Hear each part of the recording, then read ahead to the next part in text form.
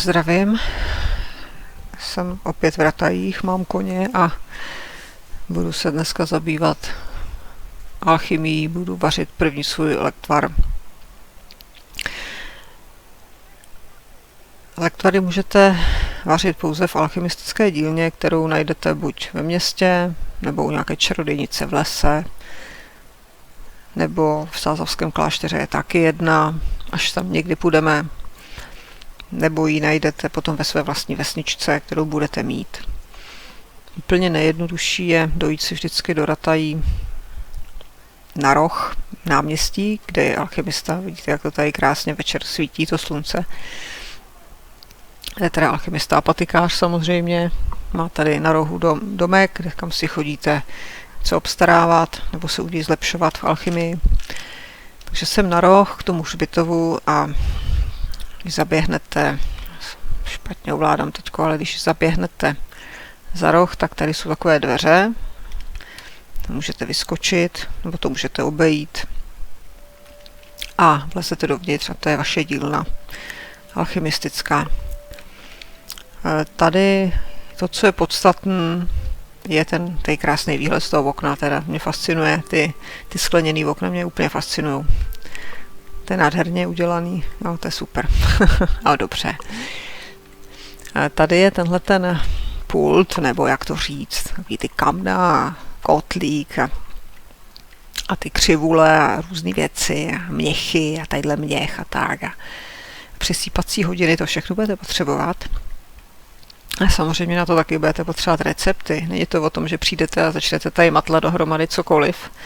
Samozřejmě to můžete dělat, můžete matlat cokoliv, ale pak vám z toho vylezou lektvary, který jako nevíte, co dělají, můžou dělat nějaké ošklivé věci. A ta jejich výkupní cena je velmi malá. Takže pokud byste tím chtěli vydělávat, tak si musíte sehnat ty recepty. Jak sehnat recepty? To je jednoduchý, máte dvě možnosti. Buď si je koupíte u toho apatikáře, no klidně můžete, je to hodně drahý, fakt vážně. Takže nemá smysl utrácet prachy za to, co můžete sehnat jinak. A druhá možnost je, že si seženete ty recepty na internetu.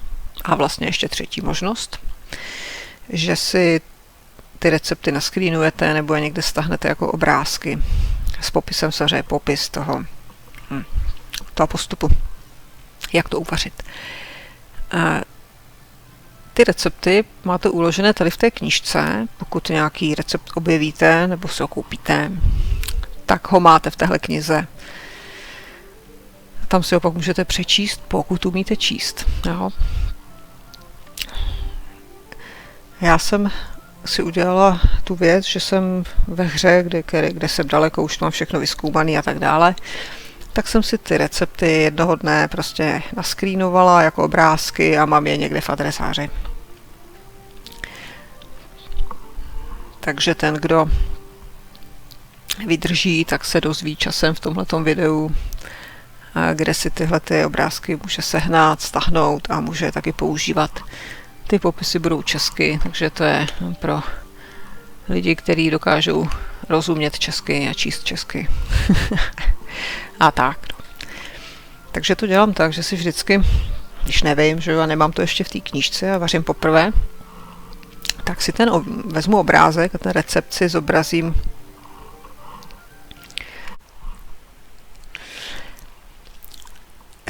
zobrazím na obrázku na vedlejším monitoru. Vypadá to nějak takhle, je tam název toho odvaru, popisek, jak se to dělá, přesně co máte dělat, v jakém pořadí, jaký na to potřebujete byliny a co máte s tím dělat. Jo. Takže přijdu ke stolu, to vaření je náročný, jo. Není to jako, že něco kliknete nějaký tlačítko a ono to za vás udělá. Tady to všechno musíte dělat ručně. Přijdete ke stolečku, řeknete začít alchymii, no a teď to začne. Já mám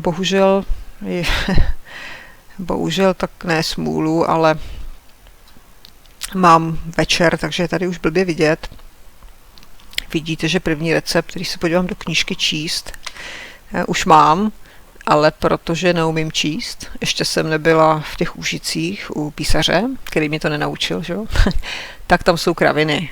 Samozřejmě, kdo trošku se snaží a česky umí, tak ty český slova trošku pozná, jo. To prostě to rozezná, protože česky zná, pochopí, co ty písmenka znamenají, ale kdo to neví nebo nemá cit, tak to prostě pro ně složitý.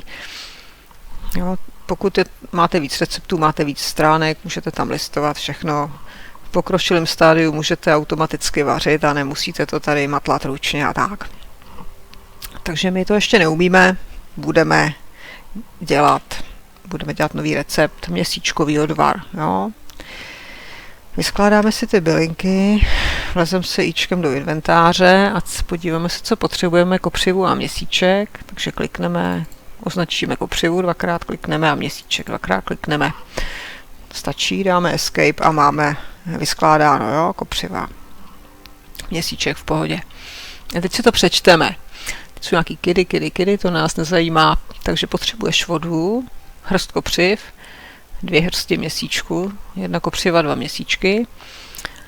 Vhoď do vody kopřivu a povař 1 otočku, to znamená kopřiva jednou vařit, pak už se s tím nic nedělá, nech vychladnout. Vhoď měsíček, už se to tam jenom prskne a už se to nevaří a stočí se to do té nádobky. Je to úplně jednoduchý, triviální a velice užitečný odvar. Tak jdem na to. Vždycky musíme začít tou tekutinou. Máme tady vodu, víno, olej, kořalku. Takže potřebuješ vodu. Nemusíme na to ale vůbec spěchat, pěkně v klidu, žádný stres. Takže vodu, éčko použít. Ta postavička nám naleje vodu do kotlíku, ať tam je, jak dlouho chce. Podíváme se, jestli máme něco drtit v hmoždíři, který je tady, máme tady pomocný talíř.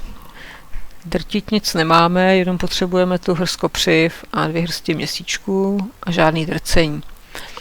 Dobrý, takže kopřivu vaříme 1 otočku a pak už žádný extra věci. Takže vezmeme 1 hrst kopřivy, normálně ji vemu do ruky, éčkem a fláknu ji, hodím ji do toho kotlíku. Takhle, kotlík.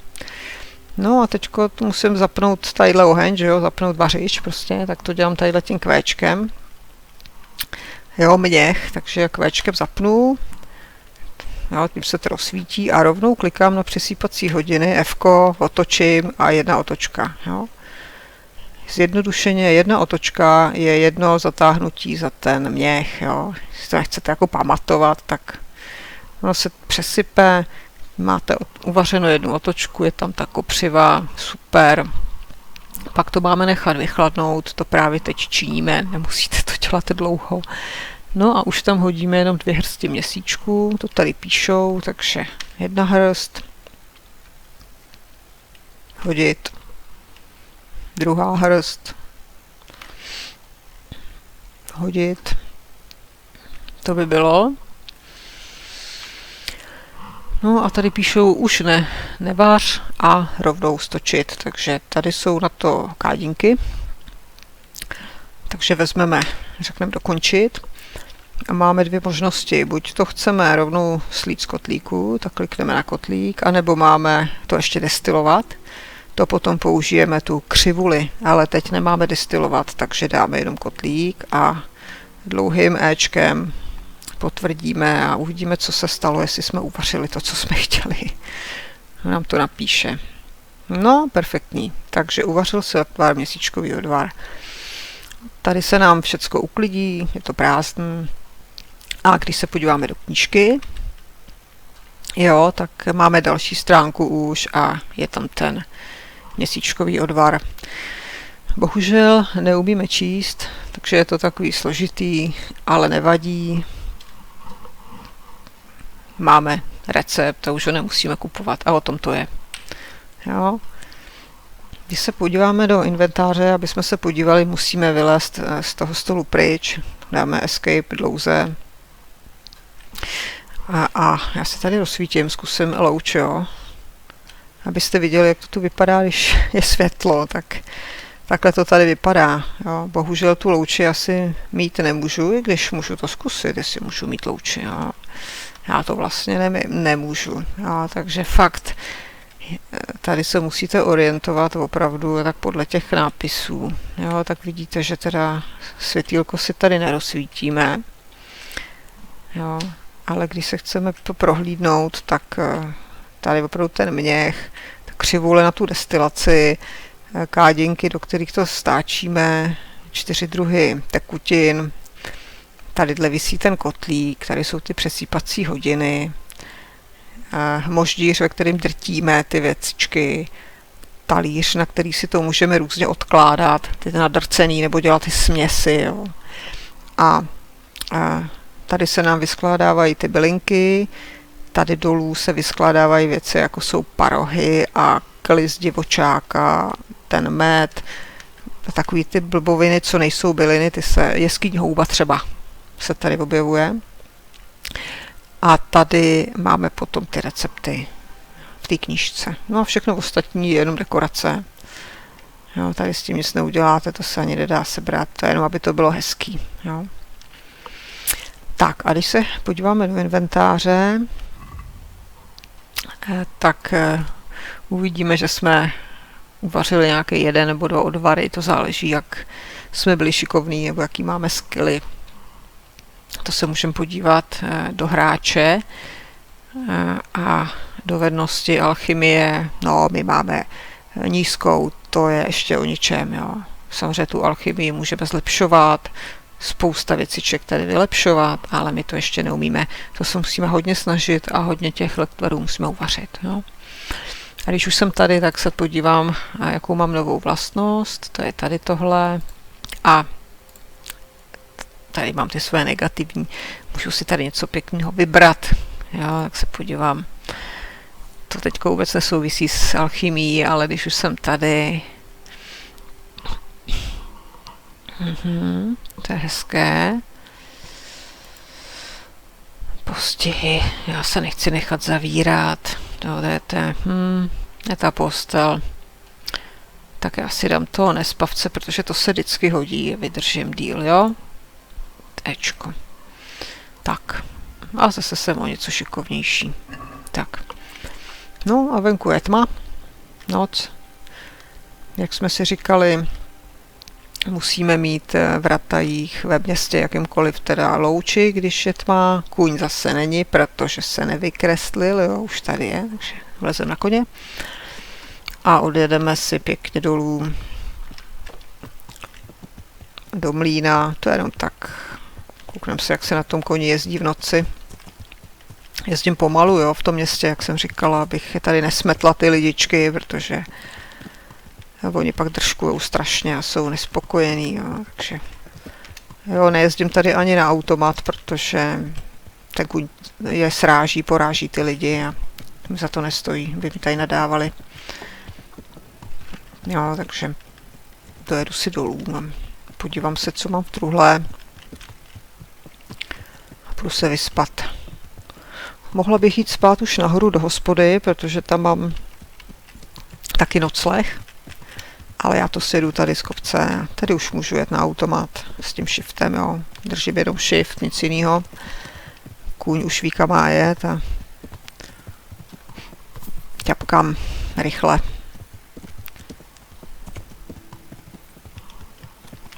Jo, tady musím trošku nasměrovat, jinak mi zahne blbě. Jo, pobídnu ho, když chci. Musím mít tý lípě tady, už jsem tady, to je fofr. Jo.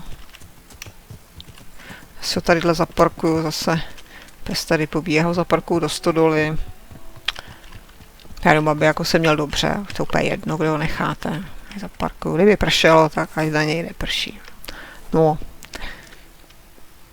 Mlynář tady ještě něco tropí a podívám se, kolik je hodin. No, už je hodně hodin. A já jdu spinkat. Zkontroluji truhlice. Kouknu se, co tady, jak mi to jde, nejde. Mě zajímá, jestli se mu to šídlo, jestli je pořád kradený nebo ne. Zbraně. pořád je kradený, tak ho tam vrátím, jo. Protože kradený věci sebou tahat nechci. Zkusím ještě tohle. Taky kradený.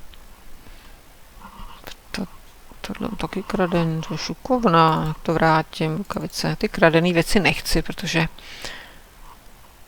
když mě někdo zastaví, tak mám problém. No a jdu spinkat. Číst neumím, takže půjdu rovnou spát a kašlu na to. Ani nemusíte zasínat, je to jedno, co zasne samo. Takže spinkám a v dalším tutoriálu budu asi předvádět, jak se opravují zbraně. Jo. A adresu na zip s těmi recepty najdete v popisu samozřejmě videa, nebo přímo, pokud se mi bude chtít, tak to dám rovnou na YouTubeácký popis videa, takže hledejte a kdo hledáte, najde. Takže se loučím, spím a přeji pěknou dobrou noc.